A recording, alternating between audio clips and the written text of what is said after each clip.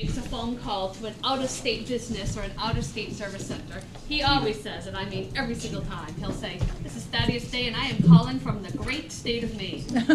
So I think moving forward, I want to introduce myself as Holly Day. I'm the Special Ed Director for the great district of RSU 16. So I certainly think my placement today is very strategic because when I am done, I'm going to make my colleagues' budgets look very good. So you're welcome. So I wanted to talk about a little bit about students before I hand out my presentation. You know, no parent wants to have a child born with special needs. No 6-year-old wants to physically attack their teacher. No 15-year-old wants to have anxiety that just the thought of walking to the high school makes them vomit. But these are real examples of students in our district. We have a lot of students with real challenges, and we have an obligation to educate them. This is not an easy job, and it is not an inexpensive job. So please keep the students in mind when I present to you what the special education budget has to look like for the district. Pass out my presentations, and although we were told to do 3 slides on a page, I did 2, because I don't know about you guys, my eyes are going a little bit, so hopefully it'll help you read it a little bit.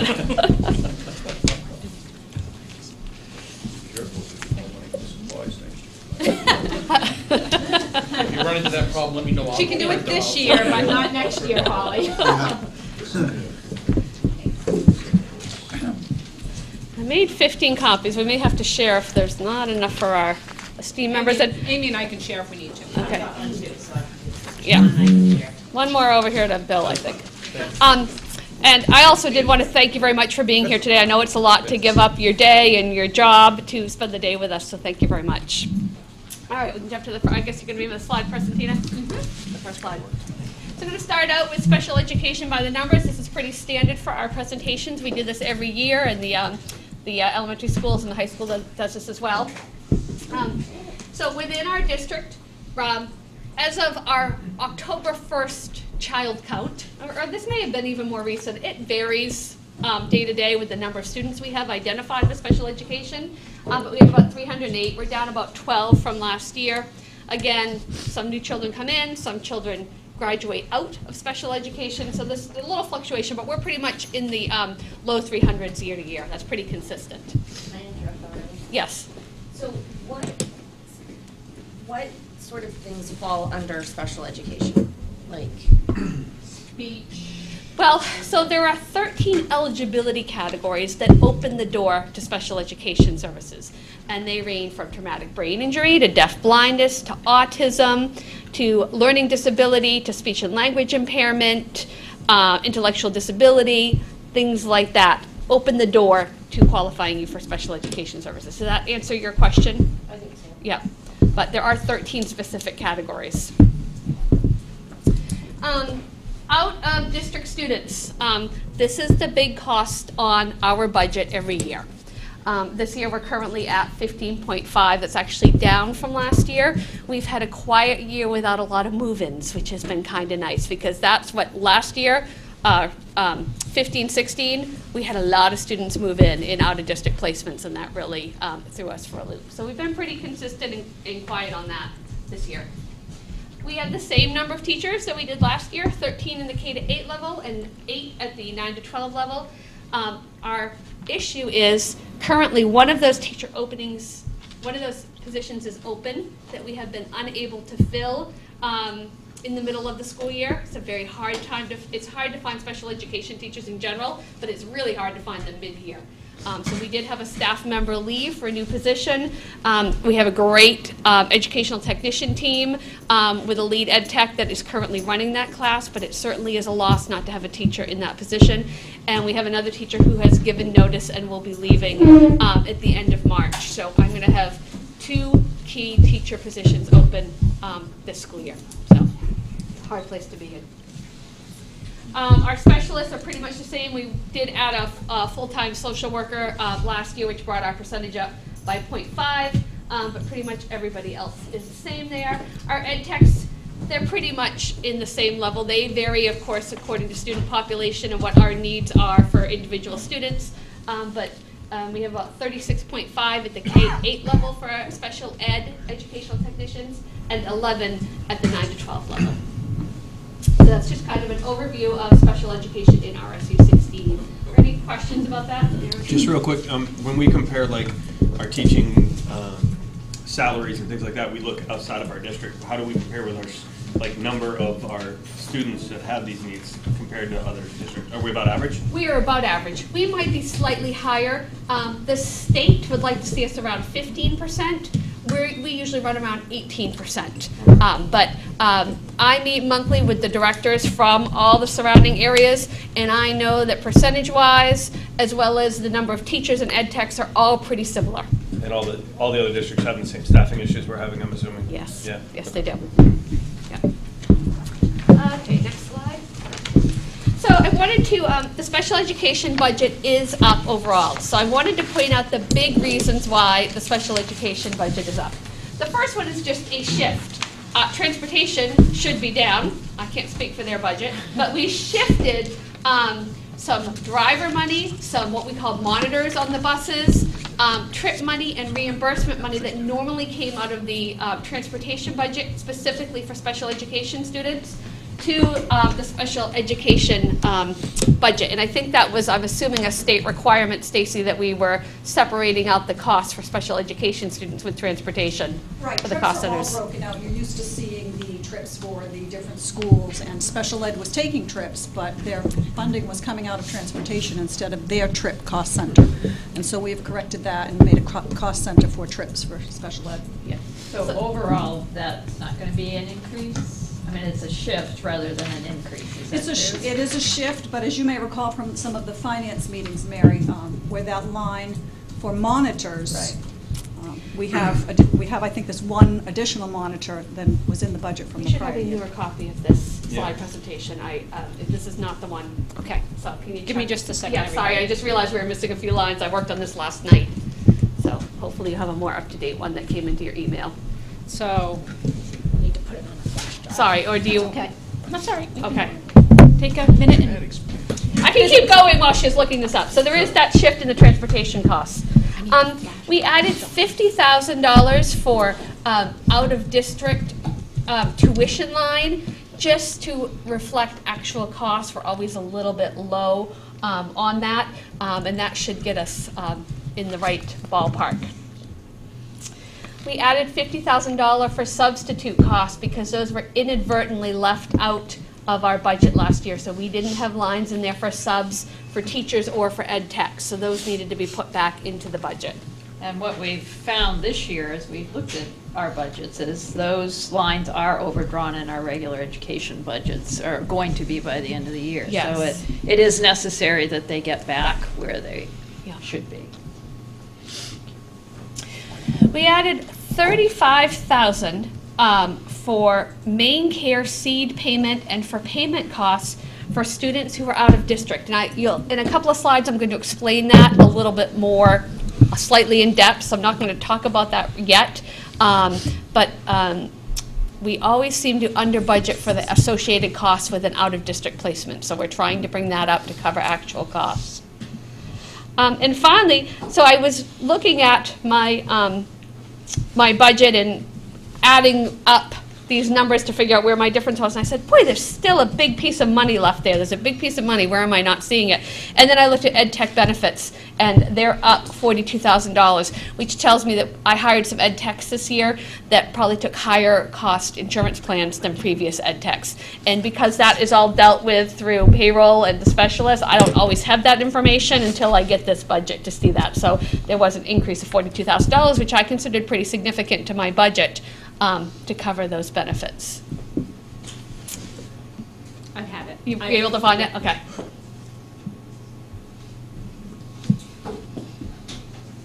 As soon as it's safe to pull out my USB Yes. drive. Don't want to do anything against the rules.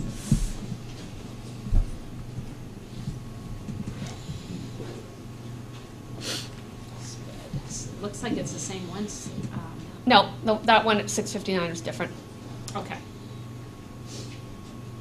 All right. All right, so if you go to slide 3, yeah, there we go.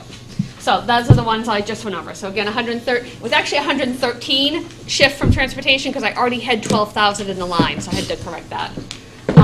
50,000 for the out-of-district tuition, 50,000 for substitutes, 35,000 for main care seed and payment, 110,000 for salary increases, and that includes the new teacher position that Tina talked about for life skills, which I will also talk about in a little bit in the presentation, and then the 42,000 for ed tech benefits. That right there, if you add it all up, is pretty darn close to my $400,000 increase overall.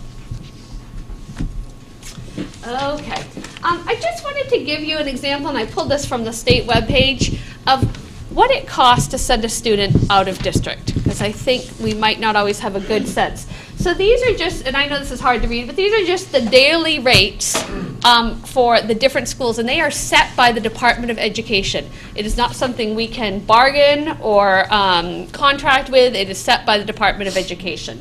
So if you go to the next slide, I just kind of gave an example of an annual cost for an out-of-district placement.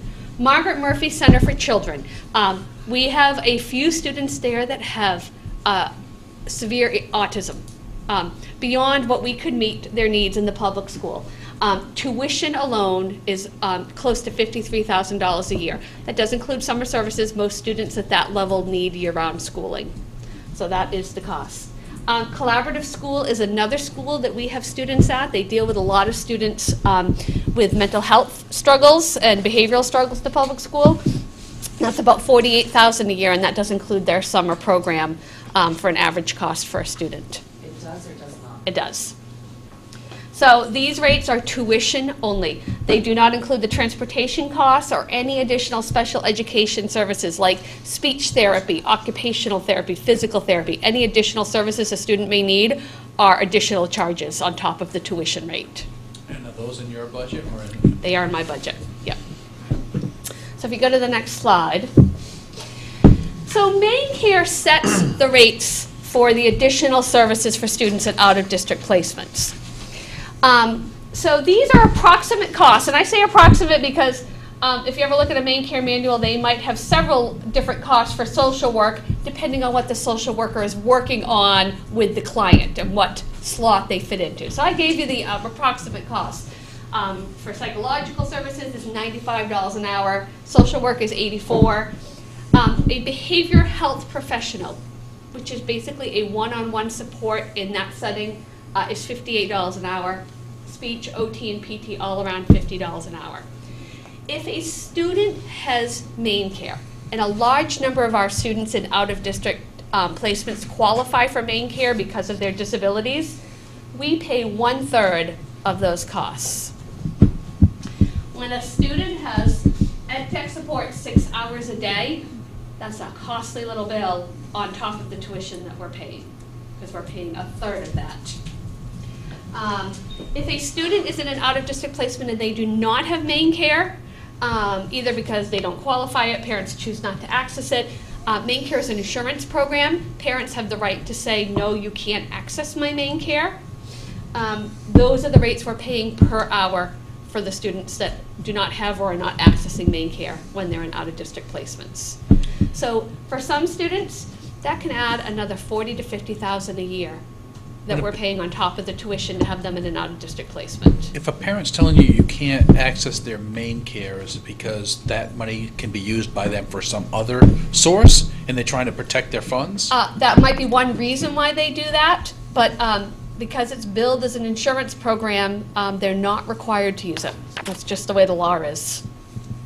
Yeah, but sometimes it's because they, some main cares have caps, so they might be saving it for other services their child needs.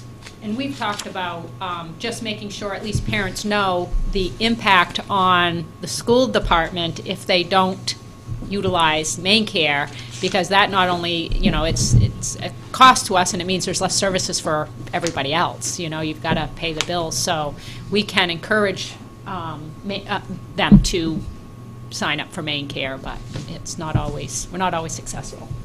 Do we know how many, just out of curiosity, are not using that today, that we actually have to?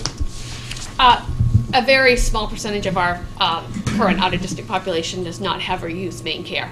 Yeah, very small percentage. But the majority of them do. Like Couple, three? Yeah, 2 or 3, yeah. Okay. So we had to make cuts. We had to make cuts to all budgets across the district. I really struggle with these cuts. These are very painful cuts for me as your special education director, because I think these are big impacts on the programming we provide. We have a ski program. That's a 10-week adaptive ski program that we've been doing every winter. It gives students the chance to get out on the mountain. We go to Shawnee Peak. There's a whole program that is run for them. We have students in wheelchairs that ski down the mountain. But this had to come out of the budget at this time. It would be a priority for putting it back in. Our life skills students are our students with intellectual disability, autism, cerebral palsy, just to name a few of the more common diagnoses or disabilities. They can't go out skiing on a Saturday afternoon without the support of an adaptive program. So it really gives them an opportunity to get out there and experience what it's like to ski and to get some great physical exercise. What's the cost of that program?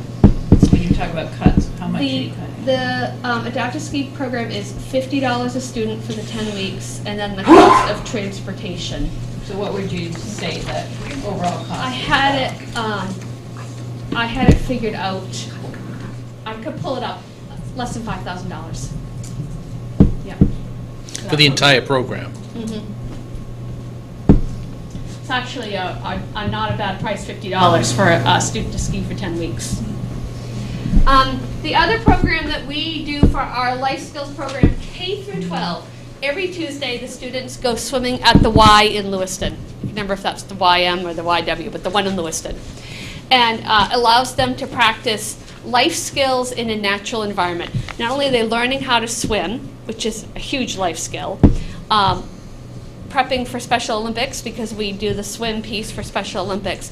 They also are showering, bathing, dressing, practicing social skills in a very natural social setting.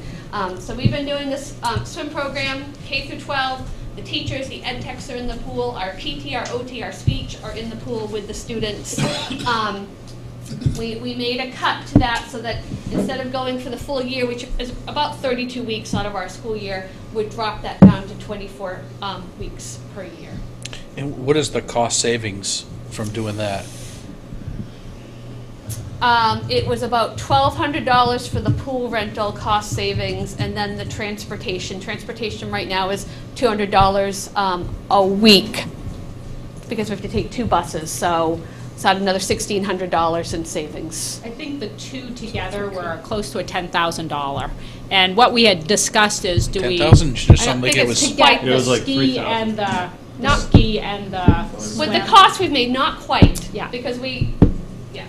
We've been talking about this, and our initial plan was, let's keep some of the ski and some of the swim, but not do it all year long, all year long. And then, again, these are hard decisions, but Holly felt like the swim program was the priority, and rather than cutting that as much, she felt like that impacts K to 12 students. So wanted to keep that one over the swim, but like she said, we want, the ski, but we want, again, to say that was a hard decision, and everybody had to make cuts, so that's where hers came from, but... So is it the priority. roughly 3 or is it 10? Well, I was going to say, my memory, when we put all of it together with the transportation, with the... Is that including the last decrease in supplies? No. It's not going to be quite 10. I can figure that out and let you know when I get a chance to sit back down. That'd be great. Thank you. And Holly, the ski program, is that just for high school? It's been grades 3 through 12. Oh, okay. For the for the ski program. The other cut I made is teachers kind of have an allowance, if you will, in the supply line of about $300 to buy classroom supplies. I'm cutting that back to $200. Also a painful cut, because even with that $300, I know teachers are buying supplies out of their own pockets. We all know that for all teachers. But it was one place that I felt like if they know in advance, they can adapt to that piece. So those were cuts that were made to the special education budget for this year. Do you guys take donations for like pens and paper? I'm serious. I probably Sure. got a box of pens at home. certainly that if people could- bring. 50, 100 pens. I will tell you that I have a friend whose father just passed away, and he was quite a collector of office supplies. And she gave me a huge box, and I brought it into a staff meeting with special ed and said, I have supplies, and they all ran to the table. They took Post-it notes and pads of papers and pens and everything. So those things do get used by the staff. Where can they be dropped off? You could drop it off at central office or at any one of the schools. Yep. So we had one new proposal. Again, this is a bare bones budget, so I really didn't come forward with a lot of proposals this year for the special education piece. One proposal was Carrie Med and I had talked about having some online classes at the high school level to help support special education. Sometimes the students miss school, miss some classwork, they start to fall behind, and we wanted to have the option to say there's some ways you can earn back some credits and meet some standards through online programming either during the school day or after the school day. So we were looking at a way to provide more opportunities at the high school level for credit recovery. And I certainly couldn't justify putting a brand new program in when we were making cuts to essential programs. Okay, the next slide. So this is my big request is a new teacher at the life skills level. So we currently have 20 students in functional life skills in the K to 8 range. This year there were 10 in the K to 3 population and 10 students in the 4 to 8 population. What's important to know is the state does not allow more than a 5-year age span within a classroom. So that limits some of our flexibility for how we divide up the students. And we have a bubble group of 3rd graders this year that have to move up. And if we do that, next year I'm going to have 14 students in the 4 to 8 classroom. 14 students for functional life skills students are most physically and mentally challenged students. 14 students in one classroom is just too many. It doesn't feel right. It doesn't feel good. And it's not fair to the kids and it's not fair to the teachers.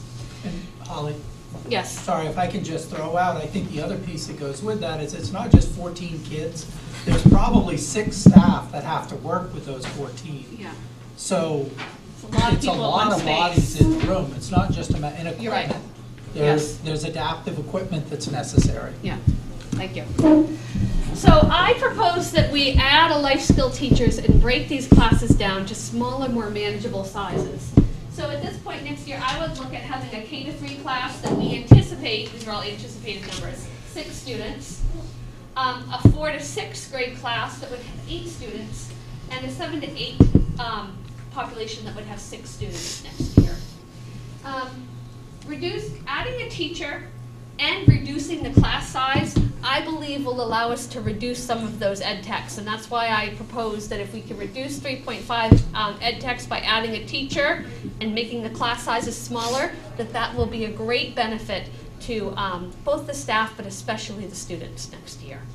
Are any of those ed techs available to be a teacher, or are they, that's a different category of education?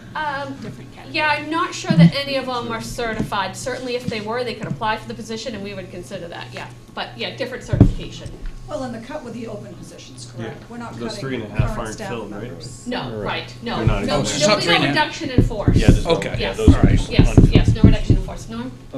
You propose, do we have Minot Mechanic Falls Poland students, all the 3rd grade in one building? We do. Yeah, that's what I thought. Yes. So we have district programs. Currently, K to 3 is at Minot Consolidated School, 4 to 8 is at Poland Community School, and then the high school is at the high school. Does it cause any problems when the kids have to leave one building and go to the next? So certainly, it's a must cause- transition for them, and we try to do some practice beforehand of going to visit in the spring before they're gonna go in the fall. And sometimes it's a long bus ride for some students who have a lot of physical or challenges that all of a sudden they're going way from where they live in Minot over to Poland. But we don't have enough resources to have one at every school. Yeah, no, that's Yeah. fine. Yeah. I think, I understand your program probably as well as anybody, because I had a student years ago involved, and I'm still working with Special Olympics. Oh, great. I think I have 5 former PRHS students in the Special Olympics I deal with. So.